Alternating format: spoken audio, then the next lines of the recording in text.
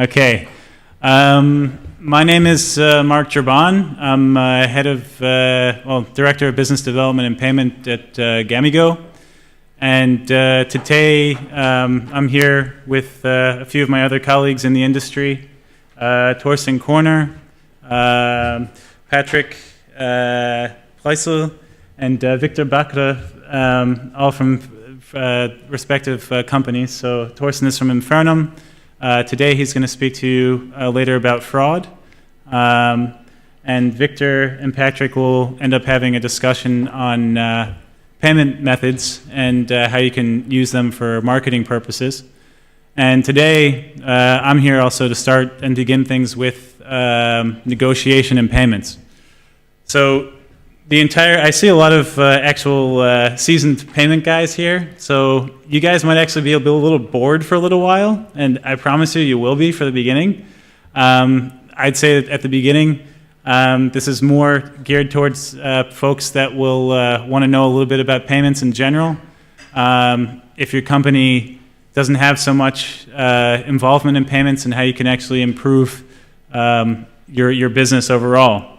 Now, it's really no secret that the entire gaming industry right now is not in really a good direction. That's because everything was really in a rapid expansion and experienced growth that's not really sustainable.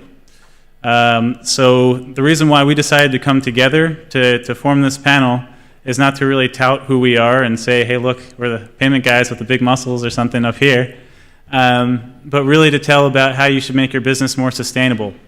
Because that's where the industry has to go. And if it doesn't, you're missing out on a pretty big aspect. So I'm going to get started really with the basics. So please apologize because I didn't expect that the screen resolution would not be appropriate. But first I wanted to talk about negotiation. So generally, what is it? And when you're taking a look at business, this is basically where you're trying to work with other people, trying to get really a better understanding with what you're trying to do with each other, and you're trying to make a compromise.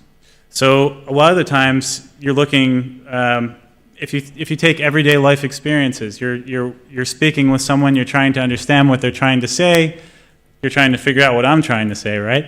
You're trying to really convey a message, and in order for you to do that, you have to learn how to negotiate. It's quite a simple concept. You need to negotiate because, well, put it this way, in the business world, it's very tough. And again, I'll emphasize the state of the industry. A lot of the guys that you've seen earlier from other companies are stating now, okay, our industry is in turmoil. It's in turmoil because everyone's running everything still in the same way, and it needs to be improved. So this is something where negotiation comes into your play for you. So now I'm going to pretty much move on to how we basically can do it. So, everyone's basic instincts when they first think of payments is really like, well, it's all about pricing, the competition, the other guys have it, I want to have this. These are basic things. So when you're thinking about basic needs and desires and these kind of things, well, you could think of yourself as a little kid talking to a big company or a small one. I want this. I need to have this, or give it to me because they have it too. These are basically like childhood inhibitions, I guess you could say, where a lot of us are tending to try and get the best deal that they can possible, but they don't really have a way of getting there. And the way that's done is by making sure that you justify your position. Now, a lot of the payment companies, now we're not looking at payment companies because we've got a whole bunch of them over here, guys, are actually companies that want to work with you.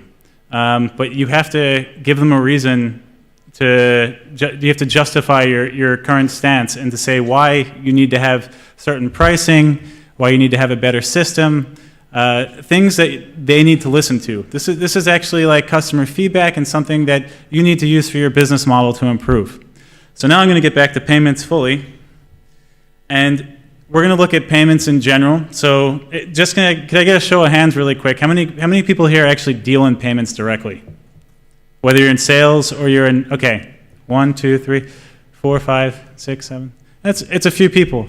And the guys that don't know this will probably be able to know more or learn more about what I'm going to tell you than the other guys that just raised their hands. So that's the good part. Payment costs in general, they have a pretty wide range of pricing. When you're looking at something as simple as a bank transfer, think of it as something where it's going to cost a very small percentage up until what we have today in our current field, which is mobile payments. I'm pretty certain that a lot of us can agree that mobile payments is extremely expensive. It kills business models, but it's absolutely necessary. Otherwise, you're not going to reach a lot of your target group. I think a lot of us do agree on this part. Another thing that you should really be considering is also the operational costs of your payments. So the big thing is that you can compare a bank transfer and see, okay, how much is it going to cost you to actually have something with a bank transfer to transfer money from one bank account to another? Not so much, because it's usually just an interface between a banking system and another banking system. Pretty easy, actually. But when you're comparing this, for example, with mobile payment, carriers, which the mobile payment companies work for, unless you work with a carrier directly, end up costing quite a bit of money. And that's why you have extreme margins, because generally a lot of the mobile payment guys are not really seeing the big picture, or at least not the mobile payment guys, but the mobile payment companies. For example, a mobile payment company is O2 or Vodafone. These are the actual mobile companies, and then the carriers, and then you have companies which are payment providers that combine all of these together. And I won't say any of the names out there to not raise brand awareness for anyone, but I am trying to get you to look at the bigger picture that operational costs play a huge role in what payments can do for your business model. So it's one thing to consider there. The last thing that I could really mention about payments before we go further is you're going to get pricing, and a lot of the times you're given a first offer from a payment company. And let me tell you, it's a standard price. Like, it's built in with like a lot of extra margin, and they're expecting some people to actually bite it. Now, if you're a smart business person, you're going to say, you know what? I don't want to handle that. That's too much. And you should, because you can negotiate a lot of your payment methods. There are some exceptions to that rule, but on a large majority, you can. So, all right. So, some of the basic points to how you can negotiate your payment methods is to really know how they function. So, my favorite example, which some of my fellow sales guys don't like, is when you take a bank transfer and you take a look at how it actually functions. Some of them actually function by just literally transferring information from one system to another, and they don't have to pay the other guys anything, and it costs them nothing to run. You're just literally entering information in a piece of software, and it's paying for everything. It's a great system. It works perfectly, and I won't say the name of which system that is, even if they're in this audience. But I will say at the other point that it's something that it's practical, it's great to use, but also you can negotiate because it's a very low cost. One of the other things you can also compare with, and again, I'd love to use mobile payments because it's very easy, is looking at from country to country. You have different amounts that different areas like to have. For example, in Germany, as in comparison to Brazil. Well, Brazil has a lot of major issues in terms of exporting money outside of the country. They also have different regulations, and they also know that they have a stronger market position with their mobile payments, where they can actually ask for higher pricing. In Germany, it's, for example, become normalized where you can almost have a sustainable business model with mobile payments. It is possible now these days. So I think many of us would agree, right? So the next thing I would also mention is really a lot of companies, and again, they're looking more towards the direction of, oh, I've got to get more revenue. And that's why you have a lot of big dogs on the market right now. They're just building up revenue. It's a big balloon ready to burst. And there's one or two companies I think all of us can think of where they're in the direction that they're just building their revenues up, but they're not looking at any of their operational costs. It's a major mistake when you think that you can draw in a lot more investment because the market's oversaturated. And now it's time to think smart. When we take a look further in terms of payment negotiation, you need to give legitimate reason. So if you know how your business model functions and what you could actually afford, you can give a legitimate reason for why you need better costs. So this is all pouring into that negotiation part. Here's an example of something that you could do. It's, again, most of it's cut off here, which is beautiful.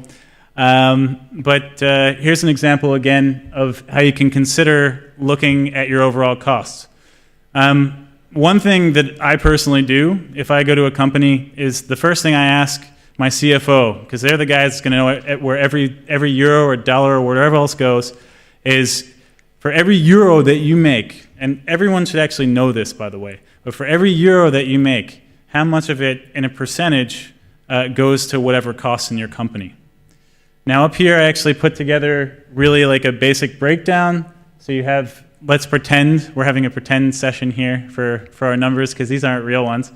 But we're having numbers here for marketing costs, overhead, and overhead's one that a lot of people forget. That's actually your running costs of your company with your employees. It's really funny, but I hear a lot of times like, oh yeah, we have our marketing costs, we have our traffic, we have our royalties or developing costs, and I think we just have our payment costs. Well, you just forgot your profit and you forgot that you have to pay people. So your company's probably either running in a minus or you're running really low margins there. So you have to look at the overall picture and everything. If you take a look below, adding all of these together breaks down to something like 80%. Let's just pretend that. At that point, I have 100%, which is my €1, minus my 80 cents operating cost, means I have 20 cents for profit and for payment. So I think there's quite a few people I know out there, as an example, that have mobile payments that they're using, and they're paying 50%. So what does that mean for this model over here? Anyone tell me? Oh, Hein. No? Not going to tell me. Basically, if you have something, add 8 and 5, it's 13, right? So 130. That means that everything above 100%, which is what you're running at, is running at a loss. You're losing 30 cents per transaction that you're making. That means that you don't have a healthy business model. And that's something that you really got to consider there. Yeah. So, when we talk about payment companies and ways to negotiate, there are certain things that they have which you can and can't negotiate. I'll give my very first one really is the strength of the brand awareness in the market. I'll easily say them because they're very well known, and to the payment industry they're a must-have. Visa, MasterCard, PayPal, they're companies that everyone is fully aware of. You need to have them, and if you don't have them, your company's not going to be running so easily. So these guys, because of their market position, they can hold pricing that's to their standard and not yours, unless you're a Facebook or something, and then you can negotiate maybe something a little more. But you got to have a lot of influential power there. Another thing that might be interesting is the fraud risk of a payment. That's another thing you have to consider. Direct debit, as an example, has a lot of what's known as chargebacks. Also, PayPal has this, where users can reverse their transactions, and it's a built-in cost that you don't even know about. Most people completely forget it, really. They don't think about it. So this is basically something that you have to consider when negotiating. And usually they'll have fixed fees or something, so you basically reverse your payment cost and the volume that you have, and you also have a set fee, which actually Torsten will later give a nice little example of this. So it's also quite good. The last thing that's really quite interesting, and this will tie into Victor's presentation later, Victor and Patrick, is the marketing deliverables.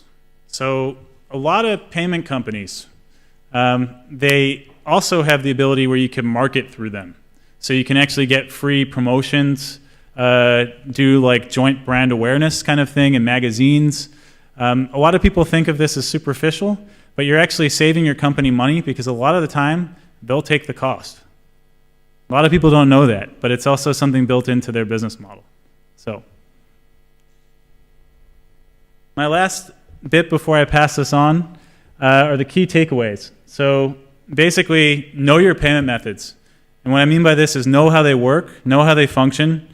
If you don't know, it would be good probably for your company, if you have a company, to get a payment manager. And it's really serious that most companies overlook this. They think payment is absolutely nothing, but literally for every single bit that payment saves you, you actually add more to your profit margin. It's a major thing that a lot of companies forget about. Understand your business cost model, so know how much you can afford. That model that we had earlier, where you basically could take a look at how much money you're making as a company and looking at the overall profitability, is extremely important, because otherwise you're going to put yourself in a minus and you won't even know it. A lot of guys do this. Most importantly, always give a reason. You have to give a justified reason to have better pricing. And you can't always be the guy who's super duper greedy, because then, you know, your sales guys don't like you, they don't want to help support you and that kind of thing. It's not good. But on the other hand, justifying your position through showing how much you can actually afford for a payment cost will help reduce your overall payment cost. That's all I have on this part. I'm going to pass this over now to Torsten to discuss the fraud section.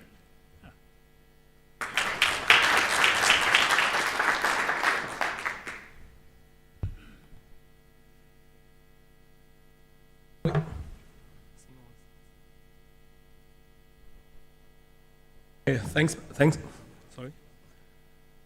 Hello, everybody.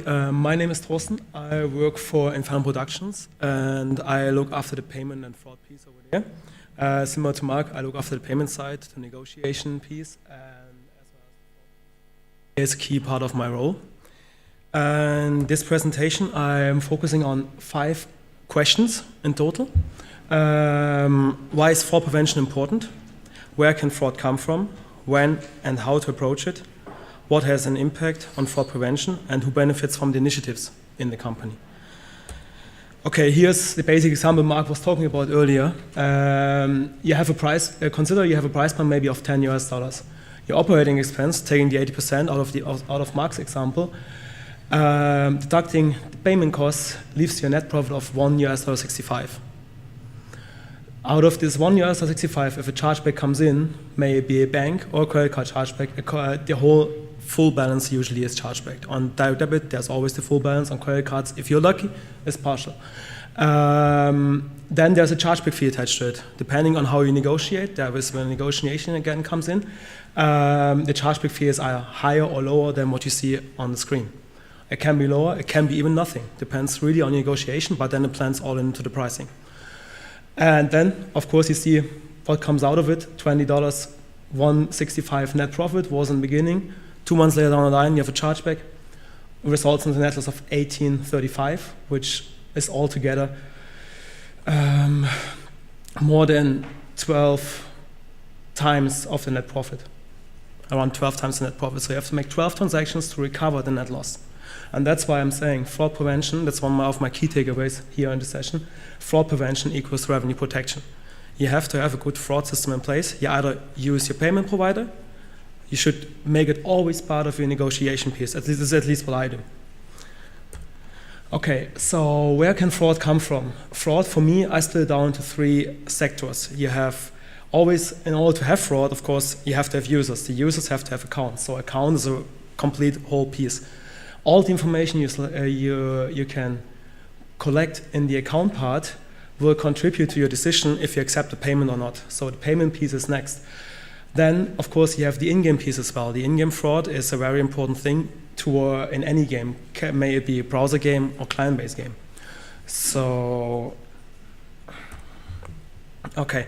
So my approach is the following. So before I launch a payment option or even a game, I try to collect as much data as I can from the beginning. which means basically anything what I can get from the sign-up phase. Could be the logging IPs, logging the email addresses, getting the sessions of the user, analyze where the user clicked from. You can make it basically a whole thing. You can add a lot of information there. You can gather a lot of information. But you have to do it from the beginning. If you start later, if you start a year later, you're already a year behind, or even 2 years behind, because the fraudsters move on, and you still haven't caught up on them, where you are already. So payment negotiation, as I mentioned before, is a crucial part of the fraud prevention piece, because you have to look at what your payment provider gives you. If you select the payment provider simply because of the best pricing, you might find out later on that it's not the best decision you made in the first place. Because some payment providers, for example, when it comes to credit cards, they don't give you all the information you need to make a decision. Some payment providers, for example, don't give you the token of a credit card, don't give you why the card was issued, or other information. Then, of course, technical implementation. It is very crucial that you as well have a QA system in place which overlooks the technical implementation of your payment providers and of the information you collect, to make sure that you have all the necessary data captured in your database. Of course, safe and secure, but IT security, different part, not part of this presentation. Post-launch, you have to continue to monitor the user activity on the account, payment, and in-game side. There's no doubt about it. You have to. If you stop doing it, then you're lost, because users' behaviors change, users resell accounts. It's then up to your decision to see, do you want to allow it or not?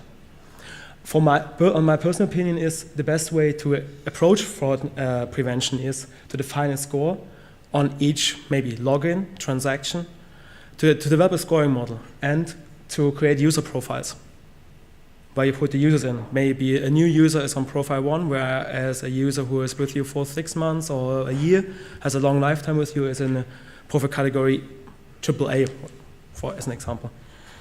And it all comes down to one key aspect: know your customer. That's the very basic thing here. Know your customer is basically the best message you can give to anybody in relation to fraud. If you don't know your customer, you lose. That's the bottom line. Example of a scorecard, for example, you have, like I mentioned before, you combine data elements from different areas. In my case here, what I chose, account, payment, and in-game. You have geolocation, again, devices used, at login. You have profile changes you should track. If the person comes from a different affiliate link, you should track affiliate links if you haven't done that, because this will help you to find out if actually an affiliate is a good or bad person. And then you can negotiate or work with them and also solve your issues. On the payment side, of course, you get the elements I previously mentioned: token, bin, and issue country, for example. In the in-game, you get login, playtime, character level, quest count, you name it. You have to look at the database. I'm not drawing this on what we do as Infernum. I'm drawing this on pure out of experience, what I talked to my customers about when I was working on the payment provider side, out of my past experience. So this is what I would recommend customers to do, because in the end, the payment providers, they can help you to a certain extent, but they cannot help you at all, because all the information you gather on the account and in-game side is so much that you cannot really pass it on. You can try, pass the crucial ones on, but there are still certain variables, and the fraudsters, they are consistently testing, that you should basically almost take care of yourself on that. Now, what has an impact on fraud prevention? There are company internal factors and external factors. The internal factors are sales promotion, for example. I know exactly when my business development team plans a promotion. For me, it's crucial, and I know, okay, there is a higher volume of transaction coming in. I can plan staffing. I can make sure if we actually review the orders on time. This is something what I can do. So this is always something you should look at. Totally. Then, of course, when you release a new title, there might be different fraud rules needed for that, because not every title is for each targets the same audience. You have titles which go more to a younger audience, which are less likely maybe to have access to, I call them PG-13 payment groups like bank accounts, credit cards.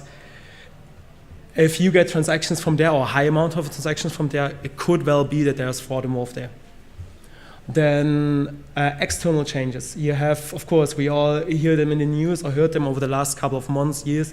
Sony is a really good example, hacked some companies' websites.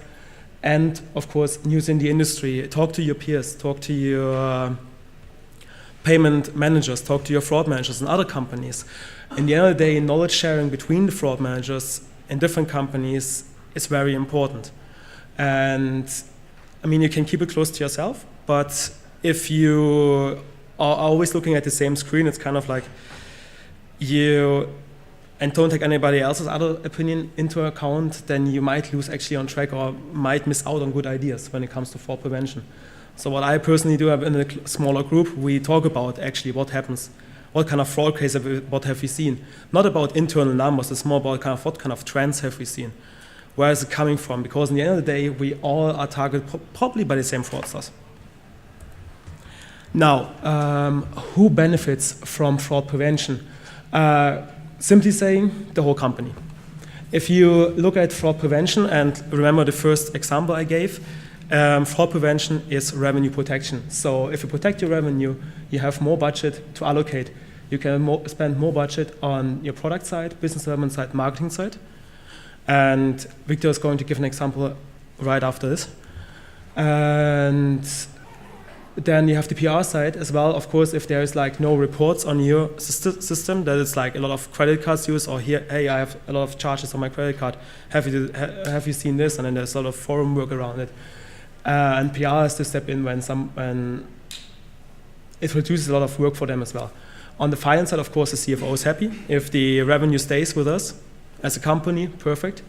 And for the payment side as well, because the less losses you have, or the less transactions are reversed, the less work you have as well on the end. So to conclude, here are my three key takeaways. Again, like I mentioned a couple of times, fraud prevention equals revenue protection. Know your customer, stay informed of the market, and talk to your colleagues in the industry. Thank you.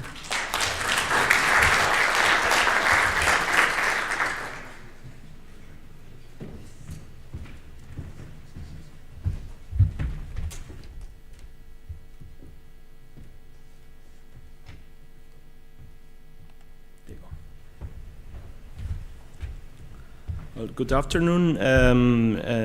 We're moving now to the part of where we want to show you some nice ideas and some nice projects we've done together with a payment provider, in this case Paysafecard.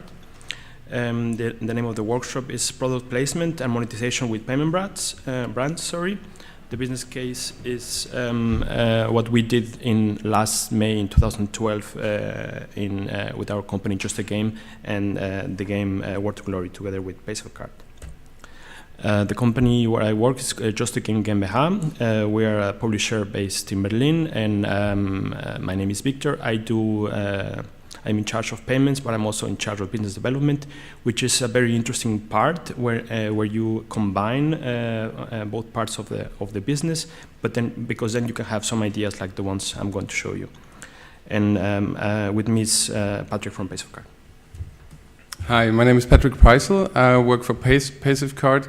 I'll give you a very, very short wrap-up what Paysafecard is for those who might not know Paysafecard. Paysafecard is a prepaid payment method. It's basically a system you can buy a voucher offline and spend this money then that you buy offline online. My role in Paysafecard, I'm heading a marketing team of 5 people, and we're basically focusing on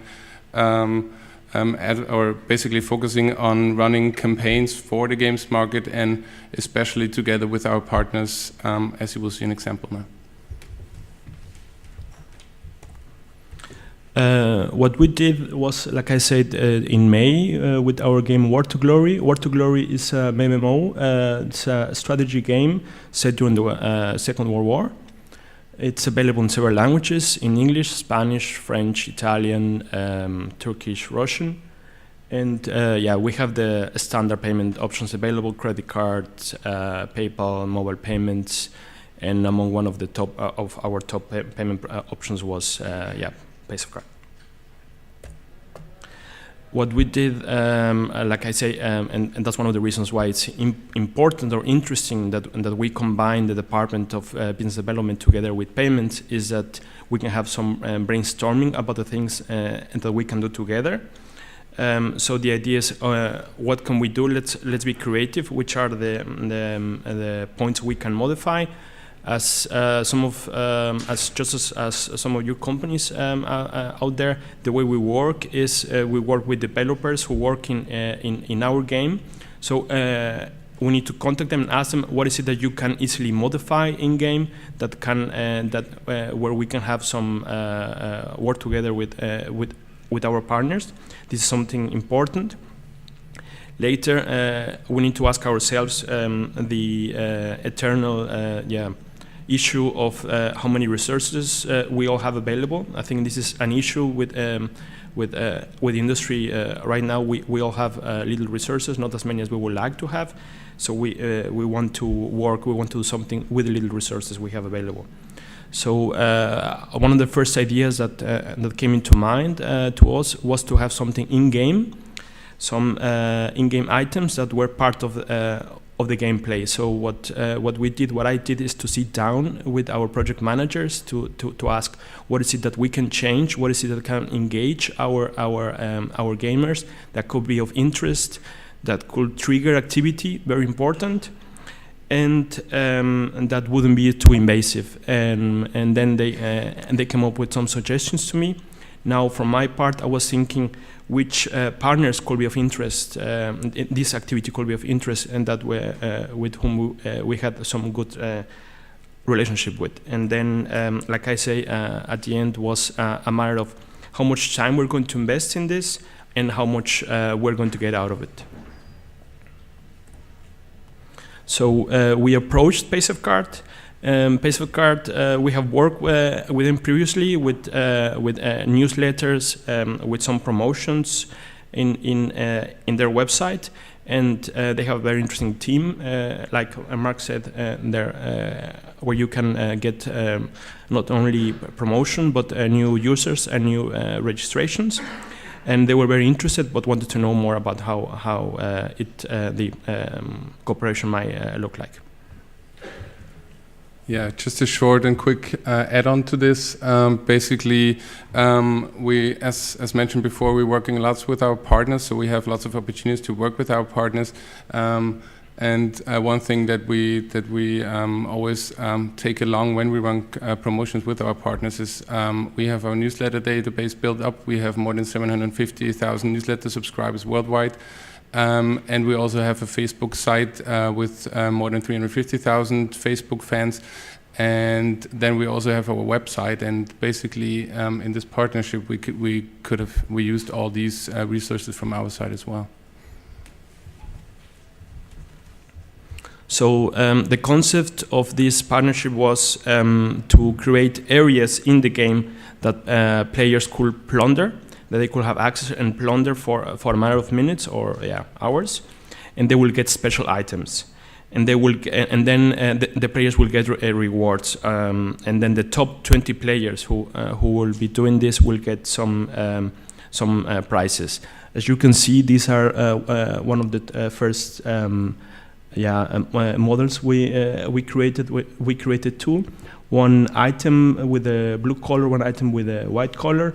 You need to work very close with Paysafecard because you might be doing something wrong. Here, what we did is the blue proposal is a bit is not according to the corporate colors. This is what they told us. This is not correct anymore. So we went for the second options. And literally, when the users were plundering one area of the game, they were getting these little items in game. And the areas where that the users could plunder were these buildings that we created with the Paysafecard brand. And of course, we asked Paysafecard. We asked Paysafecard for the logos and the colors, and they told us, yeah, this is correct. This is something you can do. This is fine. And so part of the proposal was the small buildings like the one behind. This is the final model. Then the Paysafecard virtual card, a virtual item game like the one on the right. Communications in the game chat. Each time a user was plundering one of these buildings, he was the users could see a user, I don't know, John just found 23 Paysafecards after plundering the building. and then after a certain period of time, the top 20 players who will get the highest amount of of virtual PaySafe cards will get the rewards from Paysafecard in a matter of pins from Paysafecard. So we got the approval from Paysafecard, and we decided to do it together. We agreed on terms, economical terms, about how the deal will work, on the dates and which dates of the month it was going to work, for timings, for how long this promotion was going to run, as well as about advertising. Patrick's going to tell now about the reach they have from their side, like he said, from their Facebook page. They provided us with the logos and approved for designs, and we agreed on the banners and on the designs for all the countries. Yes, just want to add on also from my side. As you can see here, we actually, you see the Paysafecard logo on these materials, but as you can see, we're actually quite in the background, which has a reason. Yeah. So we as Paysafecard, we are a payment method, so we're not offering the game itself. We're basically offering the key to the game, or the possibility to pay within the game. That's why we always say, like, our partner should be upfront, and Paysafecard runs along as basically the monetization tool for the game. I must add that we use this promotion as well to get new registrations. Paysafecard promoted the promotion in their Facebook page and in their website, and we got new users thanks to this promotion, because they were curious about how the promotion was going to work. So this is some of the advertising we did before the event. This is actually in the newsletter from Paysafecard in German. Sorry about the quality. And this is the welcome page. Sorry, here you can see how it's explained to the user. First, what they need to do, what they're going to plan, and here's a very sorry about the money that they're going to be able to make some money out of it. Of course, each time the user was logging in, it was what they saw. And that part is about the forum. We explained. Sorry about that. Yeah, that's the wrong logo. That's what we explain to users what they need to do. Again, sorry. Okay. You need to talk directly to your project managers and to the product managers, so it's not too invasive, so that the users and the players, how delicate our players are. They don't think that they are being cheated, or that there's been something weird going on. So and you have to be very careful that this is really in game, that this really goes with the activity, and that it makes sense for the players. Yeah, one last point from my side. As you can see, we communicated in our newsletter on our Facebook site. This is just to basically also say that when we run these promotions, we also bring something to the table. So it's not like we want to run a promotion where say, like, our partner, you push Paysafecard, and we bring nothing to the table. So we always use our communication tools as well when we run this. This is how it actually looked like during the event. As you can see, there are the areas that the user could plunder. Yeah, sure. Go ahead. So these are each area here can be plundered, but then we had we set up a ratio of how many buildings could be in an area from Paysafecard, and this is how it looked. We ran the promotion for a week, and here you will see later, each time a user was finding out something, here it was communicated to the rest.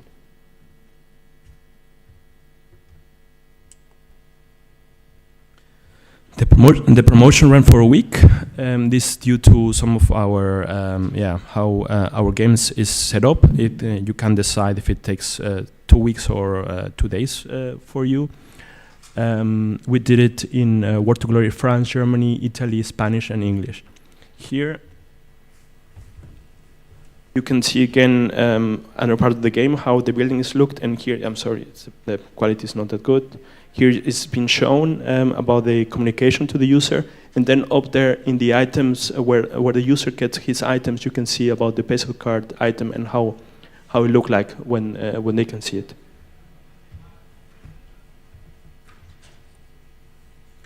Some of the results and interesting numbers. We increased 30% of our revenue in Paysafecard in this month. Actually, it was a bit bigger, but and the revenue was going up in any case during this period. But it was 30% of increase. The user with the highest amount of cards collected was almost 1,500. And we divided the pins to the users as follows. So I'm sorry that I cannot give the values on how we divided the pins. This is something you will have, if you would like to do something with Paysafecard yourself, you will have to negotiate with them. 5 of some amount, the higher amount to the first top 5, then to the next top 5, and then so on, so on. This is how we did it. Questions?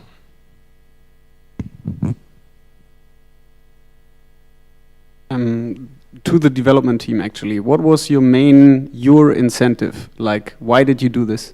Was it just coming from the developing side myself with these numbers, I doubted that it's about increased conversion or bottom line profit. Did you hope for traffic? What was the main incentive for this? Profit. Profit. We agreed on some sort of cooperation with Paysafecard. Okay. So there might have been more to that deal from Paysafe than has been on paper so far. Of course. Of course. Of course. It's something we have to negotiate.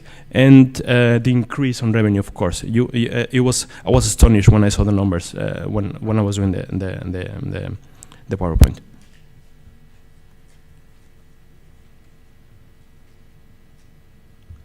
Sorry, it's also questions for everybody, not only for us. Thank you for your presentation. My question is, were there some negative feedback from the users in general? Yeah, of course, you always have the complaining, the guys who complained. And some people saying it's a bit long. Some people did not participate that much, but it was positive. We didn't see any negative impact after a while. But you really need to talk to your product managers to do something properly, so you don't abuse too much the users, so they know there is something that is really part of the game, and that they can get something out of it. And I remember there was one guy from Indonesia who get the top. It was in one of the top. And sorry, it's Patrick, but I think Paysafecard is not in Indonesia yet. So he was complaining, he's saying, I want my pins from Paysafecard. And then I don't remember how we solved this, but he was a bit upset that he could not get his pins.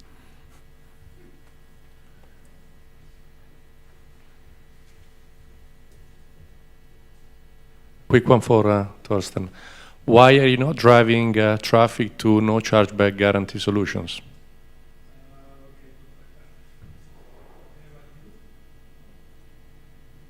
No? Does it work? Yes. Okay. That's a good question, actually. No chargeback chargeback guarantee solution is kind of, it's again a trade-off, like you have to see basically what kind of information you get from them. And if there's a unique identifier, and do they tell you actually what kind of payments are declined, what are your payment declines on those sites? If I look at the e-wallet side, for example, I don't get most of the time any information towards my decline rate, which is really bad for me as a user, as a merchant, because those guys actually, or the user accounts which were used in the flow, they might jump onto another chargeback or more riskier payment type. For example, that's not only on credit cards, on e-wallets, you have it as well on landline payments, for example, in Germany when you have the call options. So for me, it's kind of, if I don't get the information, which in most cases on most e-wallets, which is unfortunately the case, you don't know what kind of payments are declined. But at the end of the day, you're going to get your money, right? So why do you need this information? It's the provider to be, to get the chargeback at the end of the day. Well, I have seen actually differently, because users who actually chose the payment option, they weren't able to pay, they didn't come back. We lost them. I see. So decline rates are a huge thing, and in the end of the day, you can only have a really big fraud team. So it's on the PSP side or on the e-wallet side to control the amount of payments which are coming in, and decline a lot of them. I have worked for an e-wallet as well, so I know that the story is that they don't pass you all the information. It's kind of, decline rates are, as a matter of fact, unfortunately, the key for me as a key. Like that's why I'm not going for risk-free payment options. So it's Victor. It's a good idea actually to bring some offline customers to the online world with Paysafecard, which is definitely a must. What are you doing actually with e-wallets? They actually own their own customers. How do you attract them to move to your platform? Okay, this is something very important, and you have to have a very good relationship with, like Mark said and Torsten said, you have to have a very good relationship with your provider. This is key, because they need you, but you're going to need them as well. So you will work closely with Paysafecard. I really like working with Paysafecard, but there are some other providers that I don't like to work with. So you're asking me about this. My question is, there are some which I have tried to work with. It's just a nightmare to work with them. So and again, that's my recommendation, a bit subjective. Try to work with the guys you really get along with very well and who can deliver. You can test. Like I said, we tried promotions before. We know they are flexible. We know how much they can deliver. We knew already what they were going to deliver, and we could negotiate something interesting with some other payment providers. With some are too big, and they don't care anymore about the digital goods industry. They don't even have a department for this. In some other payment solutions, they are a mess, and I wouldn't recommend working with them.